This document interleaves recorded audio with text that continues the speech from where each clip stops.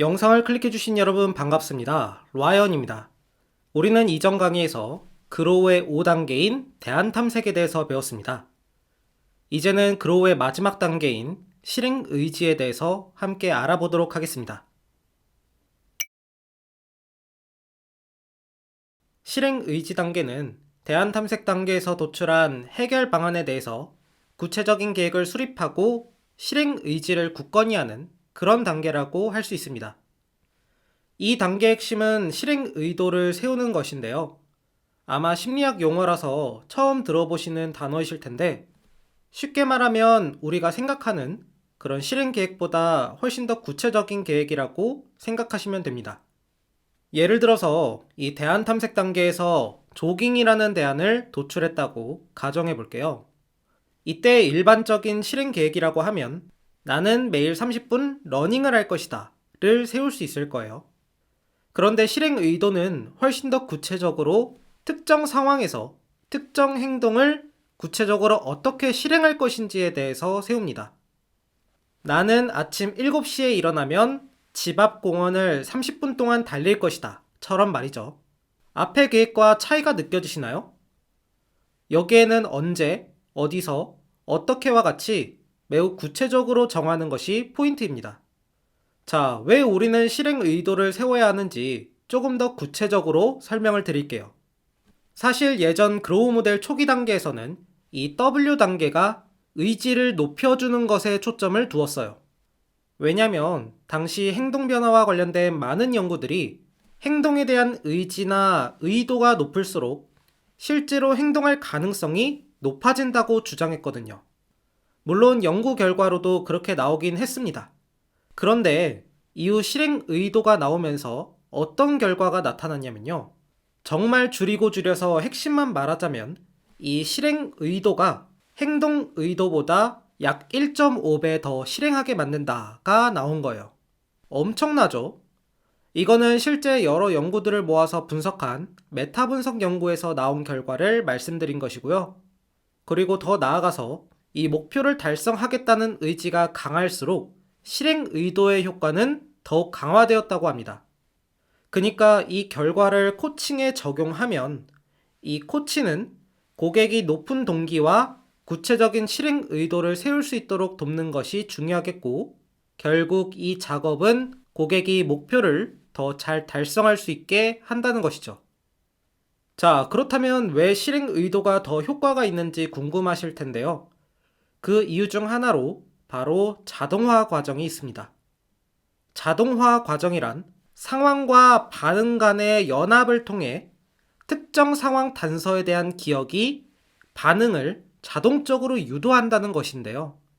쉽게 말하자면 구체적인 실행 의도를 설정했을 때 먼저 특정 상황인 아침 7시에 일어나면 과 이 특정 행동인 집 앞 공원을 30분 동안 조깅하기는 서로 연합이 되어 기억을 하게 됩니다.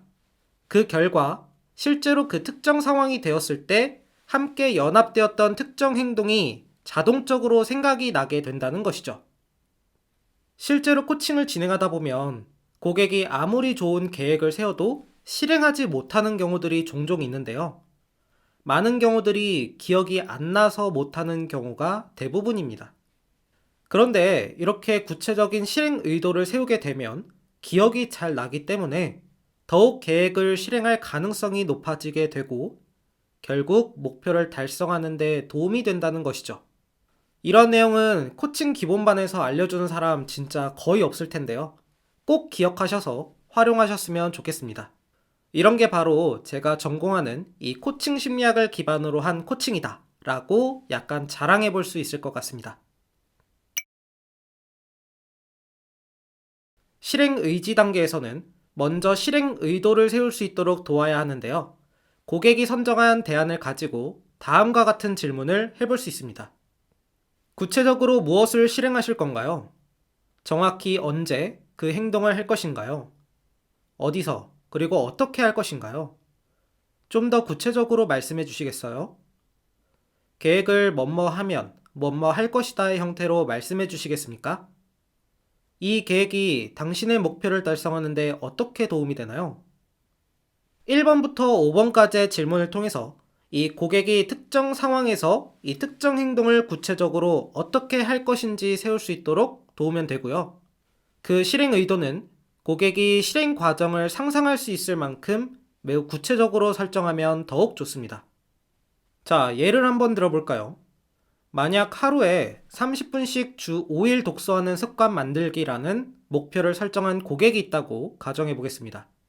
이 고객이 5단계에서 도출한 대안은 퇴근 후에 자기 전 30분 동안 이 책을 읽는 것이었습니다. 고객님, 이제 우리는 구체적으로 목표를 달성하기 위한 그런 계획을 세워보려고 합니다.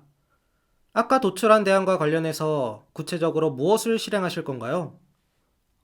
일단 퇴근 후에 개인적으로 할 것들을 하다가 잠자기 30분 전에 책을 읽을 거예요. 네, 그러면 정확히 언제 그 행동을 할 것인가요? 보통 11시 30분에는 자니까 11시부터 책을 읽으면 될 것 같네요. 책 읽는 것은 어디서, 그리고 어떻게 할 것인가요? 침대에서 책을 읽으려고 하고요. 딱 잠잘 준비를 모두 마치고 책을 읽으면 될 것 같아요. 조금 더 구체적으로 말씀해 주시겠어요? 책을 읽는 상황과 환경은 어떠한가요? 제 침대 옆에 침실 조명이 있는데 다른 불은 다 끄고 그것만 켜면 좋을 것 같고요. 침대 등받이에 푹신한 베개를 해놓고 기대어 읽으면 될 것 같아요. 책은 이미 읽고 싶은 책이 있어서 그거 읽으면 될 것 같아요. 네, 아주 구체적이시네요. 그러면 지금까지 말씀하신 것을 종합해서 계획을 뭐뭐 하면 뭐뭐 할 것이다의 형태로 만들어 볼까요?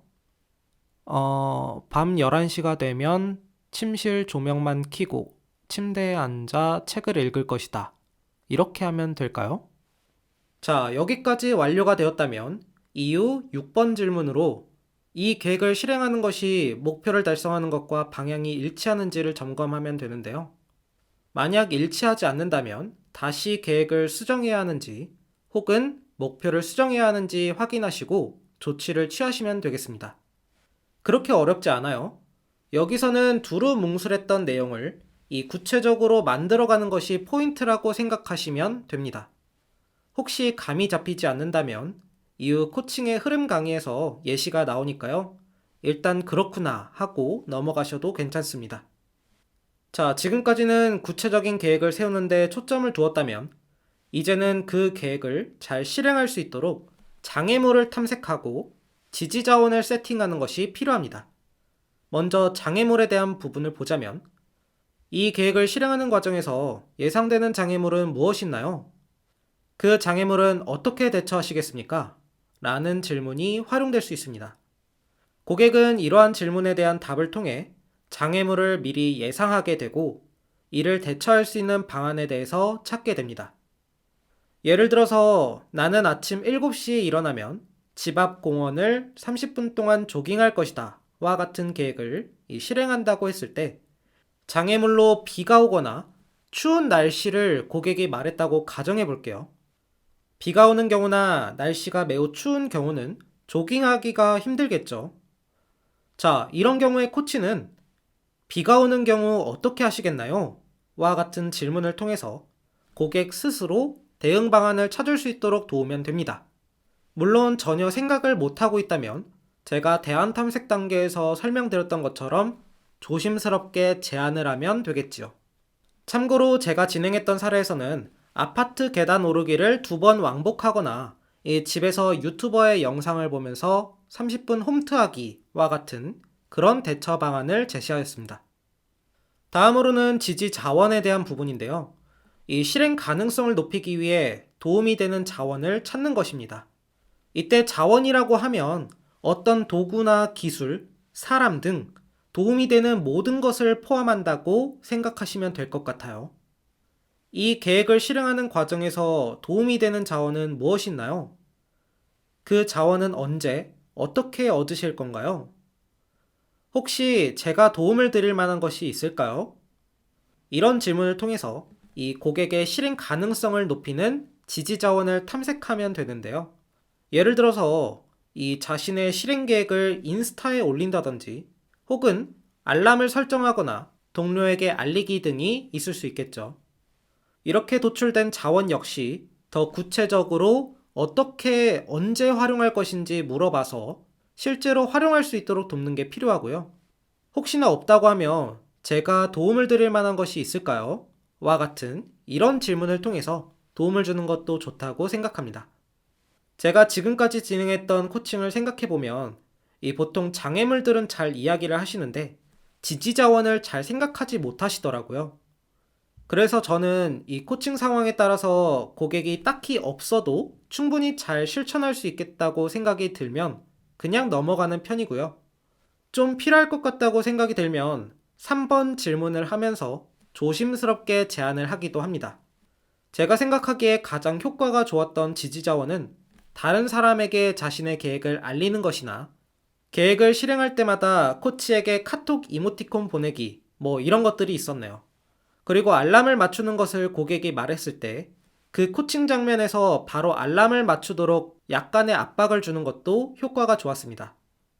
자, 이렇게 실행 의도를 세우고 장애물과 지지 자원을 확인 및 도출했다면 이제 마지막으로 자기 효능감에 대해서 점검하면 됩니다. 여기서 말하는 자기 효능감이란 고객이 자신이 세웠던 계획을 실행할 수 있는지에 대한 자신감을 의미합니다. 이 자신감의 수준을 확인하는 것은 정말 중요한데요. 연구에 의하면 아무리 구체적인 실행 의도를 세웠다고 하더라도 자신감 수준이 낮으면 실제 행동 가능성 역시 낮아지는 것으로 나타났고요. 반면 실행 의도를 잘 구성하고 자신감 수준도 높으면 시너지 효과로 더 큰 행동 변화가 나타난다고 합니다. 자, 그래서 코치는 아래와 같은 질문을 통해 고객의 자신감 수준을 점검해야 합니다. 1부터 10까지의 숫자 중에서 이 계획을 잘 실행할 수 있겠다는 자신감은 몇 점 주시겠나요? 그 이유는 무엇인가요? 현재 점수에서 자신감 점수를 1점 올린다면 무엇이 달라졌길래 점수가 올랐을까요? 만약 자신감 점수가 7점이라면 계획은 어떻게 수정될 수 있을까요? 이런 질문을 통해서 이 고객의 자신감 수준을 점검하면 되는데요. 만약 7점 이상의 점수를 말한다면 그대로 실행 의도를 따라도 아마 큰 어려움 없이 계획을 실행할 것이라고 생각하고요. 다만 7점 미만의 점수를 말한다면 자기 효능감 수준을 높일 필요가 있습니다. 자신감이 낮은 이유에는 다양한 것들이 있겠지만 이 경험적으로는 생각보다 빡빡한 실행 의도를 세운 경우가 많았던 것 같아요. 코칭 과정에서는 할 수 있다는 그런 의지가 샘솟아서 내가 좀 할 수 있겠다는 그런 수준보다 더 높게 계획을 세우다 보니 막상 그것을 할 수 있는지를 고민을 해보니까 각이 안 나오는 거죠. 이런 경우에는 3번이나 4번 질문들을 통해서 계획을 조금 수정하는 것이 필요합니다. 예전에 영어 단어 외우는 것에 대한 계획을 세웠던 그런 고객이 있었는데요. 하루에 100개 영어 단어를 외우겠다고 하더라고요. 그래서 자신감 수준을 점검하니 5점 정도를 주었고 7점으로 상승한다면 무엇이 달라졌길래 점수가 변화되었을까요? 라고 물어보니까 영어 단어를 60개로 줄이면 7점이 될 것 같다고 말씀하시더라고요. 그렇게 고객은 계획을 수정하여 하루에 60개 영단어 외우기로 진행을 했고 그 고객은 한 주 동안 100% 계획을 실행해 왔습니다. 자신감이 오른 고객은 다음 회기에서 이제는 70개로 올리고 싶다고 먼저 이야기를 했고요. 그렇게 70개를 성공하자 80개, 그리고 90개, 결국 100개까지 영단어를 외우기 시작하더라고요. 이 사례를 통해 저는 여러분께 무엇을 말하고 싶은 걸까요? 자신감 수준이 중요하다? 네, 결론적으로는 맞습니다만 저는 작은 성공 경험이 자신감을 높이고 결국 목표 달성을 촉진한다는 것을 전달하고 싶었어요. 60개에서 시작해서 결국 하루에 100개의 단어를 외우던 그런 사례처럼 말이죠. 만약 자신감 수준을 높이지 않고 그대로 진행했다면 실패 경험을 더 많이 하게 되고 자연스럽게 코칭 동기도 떨어지면서 오히려 자책하고 주저앉을 가능성이 매우 높습니다. 그렇기 때문에 조금 시간이 걸리더라도 고객이 실패 경험보다는 성공 경험을 많이 할 수 있도록 코치분들께서 고객을 도와주시면 좋겠습니다. 마지막으로 코칭 세션을 돌아보며 이 소감을 말하는 것으로 코칭이 종결되는데요. 이 과정에서는 아래와 같은 질문들을 활용할 수 있습니다. 오늘 코칭을 통해서 무엇을 배우셨나요? 코칭 과정에서 새롭게 알게 된 것이나 느낀 점에 대해서 말씀해 주시겠어요? 가장 기억에 남는 것은 무엇인가요? 우리가 함께 세웠던 목표와 실행 계획을 한 번 더 말씀해 주시겠어요? 이런 질문을 통해서 이 고객은 코칭 세션을 리뷰하게 되고 리마인드하게 되면서 실행에 대한 의지가 높아지게 됩니다. 이때 코치의 응원이나 지지가 함께 들어간다면 이 고객은 더욱 힘을 얻고 실행할 가능성이 높아지겠죠. 저의 경우에는 아무것도 하지 않으면 아무런 일도 일어나지 않는다 라는 말을 전하면서 결국 고객님께서 얻고자 하는 것이 있다면 행동해야만 얻을 수 있다를 한 번 더 강조하는 편이고요. 또 종결하기 전에 4번 질문과 같이 자, 우리의 목표와 실행 계획이 뭐였죠? 한 번 더 말씀해 주시겠어요? 라고 하면서 꼭 기억하고 실천해야 해 라는 그런 마음을 팍팍 전달하면서 종결하는 편입니다. 한 가지 첨언하자면 오늘 소개드렸던 종결과 관련된 질문은 이 단회기 코칭을 기준으로 해서 말씀을 드려보았고요. 실제로 다회기 코칭인 경우에는 보통 마지막 회기의 모든 시간을 종결에 초점을 두고 이 코칭이 이루어집니다.